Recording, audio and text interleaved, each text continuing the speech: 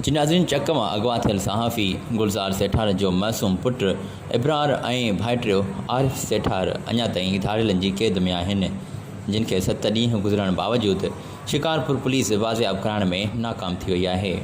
जॾहिं त सहाफ़ी गुलज़ार सेठार जी न्याणीअ पाक किताब खणी धाड़ेलनि खे भाउ ऐं सौट जी आज़ादी लाइ अपील करे छॾी आहे। अचो तव्हांखे ॾेखारियूं मासूम न्याणीअ जो ही वीडियो बयानु।